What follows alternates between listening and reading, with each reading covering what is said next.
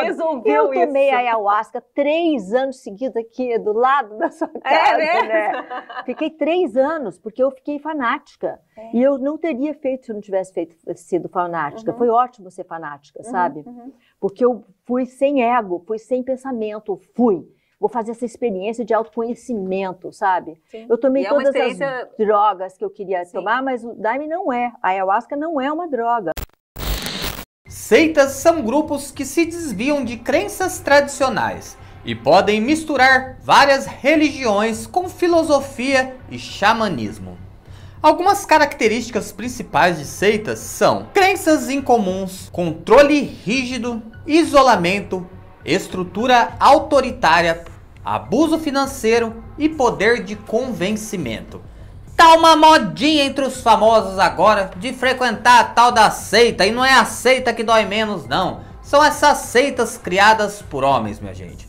É uma coisa bem mais bizarra do que a outra.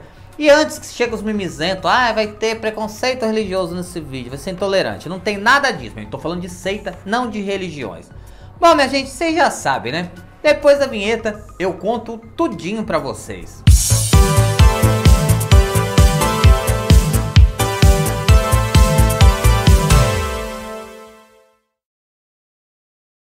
Olá, meus amigõezões e minhas amigõezonas, é tão bom ter vocês aqui.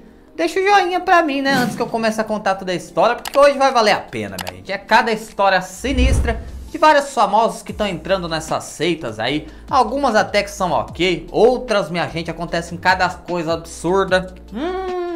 Cada nego fumado que tá fumando umas coisas loucas aí, umas madeiras muito loucas, uns pozinhos de pirlim-pim-pim, cada coisa, minha gente. Pra gente começar, a gente vai falar da MC Michael Jackson, a Anittona. A Anittão sempre teve uma religião, o candomblé, e isso não era segredo pra ninguém. Porém, de uns tempos pra cá, ela vem se afastando da sua religião e está cada vez mais próxima de uma seita, fundada pela xamã Max Tovar. Max Tovar se define como astróloga, astropsicóloga e xamã.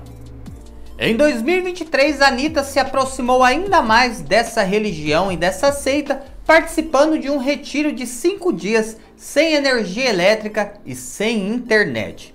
Minha gente, ela fez um retiro chamado Mapa Gestacional. Nesse tal mapa, ela ia entrar numa imersão de autoconhecimento, autoafirmação e poder feminino. Toda essa brincadeira custou R$ 11.300 e incluía hospedagem, alimentação lacto-vegetariana e também, minha gente, vários mantras e rituais de purificação. R$ 11.300 para dormir numa barraca, ficar sem internet, sem água encanada, sem luz. Pelo amor de Deus, esse povo engana trouxa mesmo, hein? E esse povo é rico, ainda cai na lábia desse povinho aí. Recentemente, a Anitta fez uma festa de aniversário hindu, mostrando que ela tá cada vez mais espiritualizada e envolvida nessa seita. Além disso, ela cancelou o seu show no Coachella e disse que em 2025 pretende não fazer mais turnês. Ela vai dar um tempo de tudo para se espiritualizar e diz que depois ela quer incluir espiritualidade e coisas xamânicas em seus shows. Bom, tomara que a Anitta fique muito tempo nessa seita mesmo, que daí pelo menos não faz show, não fica tendo notícia, ia ser maravilhoso, né? Os fãs da Anitta, minha gente, tá criticando ela. Falou que depois que ela começou a tomar as ayahuasca da vida aí, ela não quer mais se apresentar, não quer fazer mais show, tá super zen, né? Ela não tá nem maltratando o público dela, olha que milagre, minha gente, que ela vive dando coisa no público dela, tá sossegada e o público não tá gostando disso. Porque tem, né, minha gente, as tietes da Anitta que gosta de ser escorraçado por ela, que gosta de ser xingado, que ela só farta bater nos outros em cima do palco. Eles estão tristes por conta disso. Diz que essa fase namastê de Anittona não tá fazendo muito bem pra ela. Bom, minha gente, mas essa Max Tovar, essa xamã, ela também recrutou diversos outros famosos, como Ludmilla Dyer, que foi a pessoa que apresentou a Anitta pra ela. Fernanda Souza e Thiaguinho já frequentaram muito tempo, inclusive foi lá que a Fernanda disse que se libertou para assumir a sua sexualidade. Angélica, minha gente, que depois nós volta a falar sobre ela. A Juliette e a Vanessa Camargo também frequentam o local. Bom, por falar em Angélica, vocês lembram, minha gente, que eu falei num vídeo ano passado que uma mulher processou a Angélica por perseguição religiosa? Uma mulher que não teve o nome informado, minha gente, ela procurou a justiça para dizer que a Angélica a estava perseguindo para que ela fosse fazer parte da sua religião, uma seita. E a mulher teria dito para Angélica: não, Angélica, textão, me deixa em paz, eu não quero fazer parte disso. Mas a mulher disse que sempre que saía de casa tinha um carro preto lá fora. E quando abaixava o vidro, era uma testa desse tamanho lá dentro, que ela é angelicona, minha gente, querendo levar ela pra seita. Bom, o processo realmente correu na justiça, minha gente. Só que depois de um tempo, a mulher acabou retirando o processo. Ninguém sabe o porquê, sabe? Então essa explicação bem estranha aí. Mas eu não ia mexer com essa seita, não. O povo da seita da Angélica que tá vendo o vídeo, pelo amor de Deus, só tô comentando, não tenho nada contra vocês não, hein? Pelo amor de Deus, me deixa em paz. Mas minha gente, que povo besta, né? Esse povo de famoso aí, acho que são tão inteligentes, fica dando dinheiro pra essas guruas da vida aí. Esse povo é tão bom que acho que eles podem até influenciar as pessoas na vida, a votar, a conviver com a família. E tem gente trouxa que vai: ai, a Angélica falou, é regra. Uhul! Os atores da Globo, tudo fala, eu vou seguir eles porque eu lambo eles com força. Ah, gente, acorda, né? Nem esse povo tá tudo perdido, nem sabe pra onde vão. Bom, minha gente, a próxima história é de uma atriz que fez muito sucesso no início dos anos 2000. Confesso pra vocês que eu cheguei a ler o livro que ela escreveu sobre tudo isso, é uma história fantástica. Tô falando de Paula Picarelli, que viveu a personagem Rafaela na novela Mulheres Apaixonadas. Inclusive, ela foi a primeira personagem lésbica de novela que tinha um caso com Clara, personagem de Aline Moraes. Vocês lembram disso, minha gente? Depois dessa novela, Paula Picarelli praticamente desapareceu e não fez mais nenhum trabalho artístico. E muita gente se perguntava o que aconteceu com essa menina, minha gente. Mas, desde o ano de 2000 até 2008, ela ficou vivendo em uma seita. Ela disse que foi convidada para essa seita, que tinha diversos famosos no local. E eles prometiam para ela uma liberdade de expressão e uma descoberta de partes e pontos pessoais do corpo que a levavam a um êxtase da arte. Como que é isso, minha gente? Só dessas explicações loucas que esse povo dá eu já corria já. A atriz nunca revelou o nome da seita, mas ela disse que a seita continua aberta até hoje. Quando ela começou a frequentar, existiam apenas 30 pessoas no local. Depois, os rituais passaram a contar com mais de 1000. A atriz disse que no começo, ela foi muito bem recebida lá. Eles faziam diversos rituais e se conectavam com uma força muito poderosa que até hoje ela diz que não sabe descrever o que é. A seita misturava catolicismo, umbandismo, hinduísmo, duendes, extraterrestres e guardiões da muralha da China. Não tô inventando, minha gente, tá no livro dela, ela falou isso mesmo. E ela acreditava que era um lugar, uhul, namastê. Ela disse que no início eles falavam que a seita era extremamente libertária, sem hierarquias. Mas depois, as hierarquias começaram a aparecer. Primeiro, uma pessoa se tornava guia, que era quem recebia os novos membros. Depois, a pessoa se tornava instrutora, e era ela que puxava os rituais com os duendes, com os guardião da China, lá com tudo junto e misturado no meio aí. Tinha também os líderes que serviam a ayahuasca, ou chazinho de santo daime. Ela conta, minha gente, que depois começaram a aparecer os abusos psicológicos. Ela falou que eles manipulavam elas de uma maneira muito esquisita e que ela não sabia mais o que era realidade e o que era distorção dos fatos existentes no mundo. Eles ficavam praticamente 24 horas por dia sendo manipulados, sem ter contato com o mundo exterior e com as outras pessoas. E eles eram desacreditados de todas as outras formas de religiões e crenças. E eram proibidos de frequentar qualquer outro tipo de lugar que fizesse algum tipo de ritual religioso ou até mesmo uma religião tradicional. Ela disse, minha gente, que começou a perceber que tudo aquilo era uma loucura. E que ela vivia com a cabeça dela totalmente manipulada e cheio de abusos psicológicos e decidiu sair. Diz que no começo recebeu diversos tipos de ameaças veladas e que os outros membros passaram a desacreditá-la e até ficar com raiva dela porque ela estava fazendo isso contra a seitinha deles, que eles não acreditavam de forma nenhuma que ela pudesse estar saindo fora e que ali existia a verdade soberana sobre o mundo e sobre o universo. Mas a atriz seguiu firme e decidiu abandonar esse lugar. Ela disse que estava ficando completamente louca.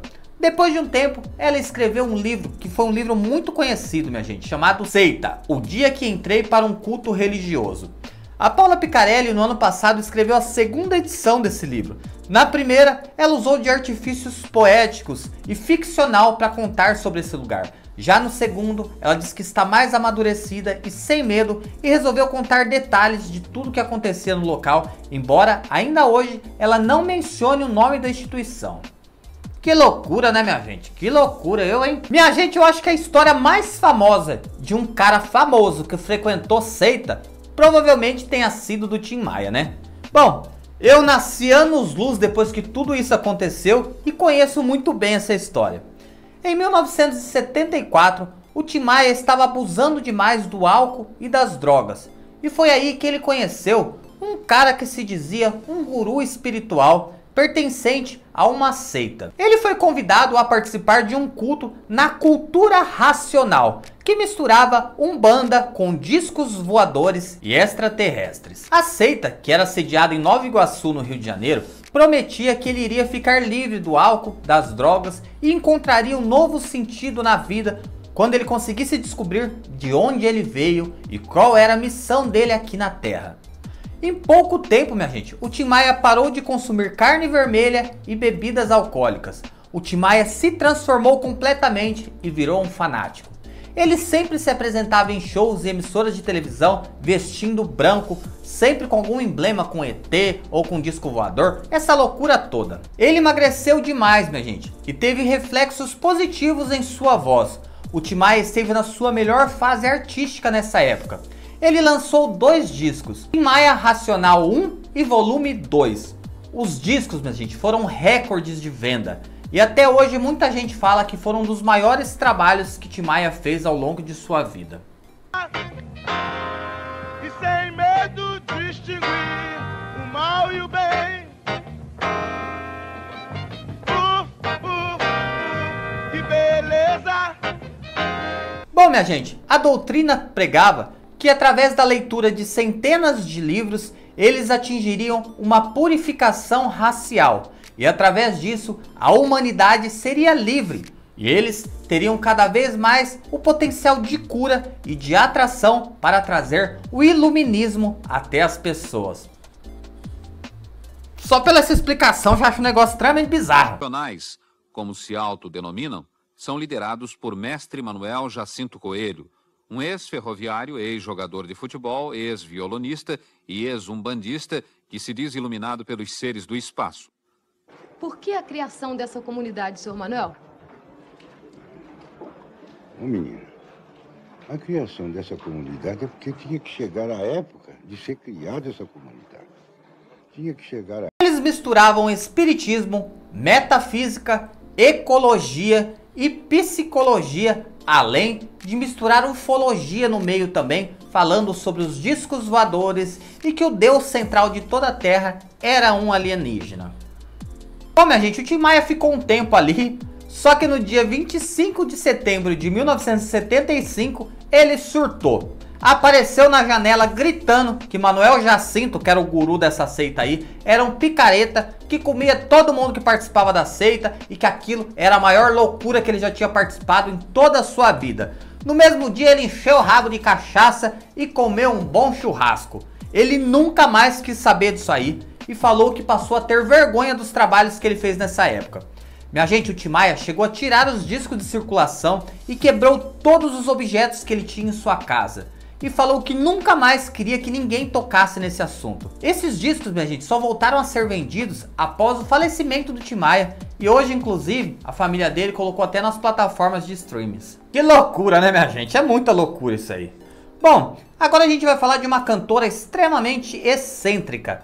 Tô falando da eterna Hannah Montana, a Miley Cyrus. Miley Cyrus também teve muito problema, minha gente, com cachaça, com droga, vivia muito louca, sabe, pulando praticamente pelada em cima da bola, se mexendo. Você lembra daquele clipe dela? Essa menina vivia loucaça, minha gente, a vida dela era uma bizarrice sem fim. Só que, minha gente, ela deu uma sumidinha após o fim do casamento dela e as pessoas começaram a estranhar. Inclusive, quando ela lançou a música Flowers, ela não fez o pré-lançamento e não deu entrevistas sobre isso, o que é muito incomum para artistas pop americanos que gostam de fazer uma baita festa antes de lançarem os seus discos, né? e agora tem uma provável explicação para tudo isso. Ela foi vista com frequentadores da Modern Mystery School, uma escola de treinamento que na verdade dizem que é uma baita de uma seita. Essa seita está presente em mais de 60 países espalhados no mundo inteiro. Eles fazem diversos tipos de rituais e em seus sites dizem que eles fazem até sacrifícios. O líder da seita, Gudney Gunsson, diz que acredita ser descendente de Thor. O Thor do martelo, minha gente. Pai, pelo amor de Deus, como tem gente louca nessa vida. Meu Deus do céu. Precisa abrir uns CAPs lá nos Estados Unidos, tá? Acho que não tá tendo isso aí lá não, minha gente. O povo lá também tá 13 surtado, mais surtado que aqui. O cara diz que é descendente de Thor. Isso aí é falta de uma sentada, sabe? Quando era pequeno pra parar de ser besta. Bom, pra entrar nessa seita, precisa assinar um contrato de confidencialidade e desembolsar uma quantia equivalente a 20 mil dólares. Deve ser por isso que talvez a Miley Cyrus nunca tenha falado sobre isso com ninguém. E sempre quando é perguntada pela imprensa a respeito disso, ela desvia a atenção e abandona a entrevista. Esquisito, que será que ela faz de sacrifício lá, hein, minha gente? Eu, hein? Minha gente, a Michelle Pfeiffer, desde os seus 20 anos, ela pertenceu a uma seita chamada Espiratonianismo. O que é isso, minha gente? Ela acredita que o ser humano não precisa de alimento e nem de água para sobreviver, apenas a luz solar. Ela diz que foi adepta dessa seita durante muitos anos, mas que ela nunca conseguiu chegar na plenitude, sabe? De realmente ficar vivendo só de luz. Isso me fez lembrar de uma brasileira que também fez essa palhaçada toda. Minha gente, no início dos anos 2000, a Flor Fernandes, sabe a Flor do SBT que fez a Fazenda? Ela tem uma irmã que é cientista. E a irmã dela lançou um desafio de viver de luz por mais de 30 dias. Depois disso, a Flor também participou. E elas foram acompanhadas de perto pelo programa da Márcia Goldsmith, o Hora da Verdade lá na Band, minha gente. Bom, programa da Márcia, né? Tinha aquela credibilidade. Então não dá pra gente saber se de fato eles não davam comida pra elas lá, né? Segundo ela, sem comer nenhum tipo de alimento sólido, só recebendo luz solar. Mas eu lembro que quando acabou o desafio, a Flor foi pra um restaurante comer lasanha. Achei meio suspeito essa história. É a fotossíntese mesmo, só que os 7 dias você não pode ver TV, não pode receber visita, só pode ler coisas que te levem à espiritualidade. Meu, chega uma hora que você não sabe o que você faz. Eu piro. Mas a minha irmã, pra mim não ficar preocupada, ela pediu pra passar com alegria, bem. Ela não dormia. Eu, 5 horas da manhã, tomei dela, Flor, posso fazer seu café da manhã? Só de sentir o cheiro, a fome passa, é muito legal. Ela fazia comida pra mim. Aí ela fez, eu amei, fui fazer, só que eu, um ser inferior à minha irmã, que a minha irmã é minha mestra, tive muita dor na cabeça. Minha cabeça zumbido, eu tive um zumbido no 16º dia, tão alto. Eu pus lá o meu testemunho, que eu pensava em bater a cabeça na parede, que eu colocava música, fone de ouvido, não, era dentro da cabeça. Eles vibrando no meu corpo para eu conseguir me elevar, porque eu era muito para baixo mesmo. O povo inventa cada coisa, né, minha gente? Se não precisava de comida pra viver, Deus não tinha feito as comidas, né? Ele tinha falado pra nós ficar que nem um jacaré, ficar peladão, tomando banho de sol todo dia em cima da laje. Ah, foi gente besta. Minha gente, o cãozinho dos teclados, sabe? Que parece um cãozinho mesmo, só pôr a manga na boca. O Frank Aguiar disse que há 10 anos atrás ele estava em uma missão. Foi fazer um show lá no Acre. E lá nesse show, ele conheceu uma pessoa que disse que ele precisava ir até um local onde servia Santo Daime, a famosa ayahuasca. E ele falou que tem certeza que foi levado por Deus nesse lugar, porque depois disso, a sua vida mudou completamente. Ele disse que entendeu que não podia exercer a sua profissão somente por dinheiro, e que ele deveria se afastar das pessoas que não queriam o seu bem. Fora isso, ele disse que depois desse episódio, muitas curas vieram e fizeram com que ele cresce que esse sim era o lugar certo para ele frequentar. Na minha casa eu dirijo rituais com as plantas de poder de expansão de consciência, as plantas de curas, ayahuasca e tudo mais.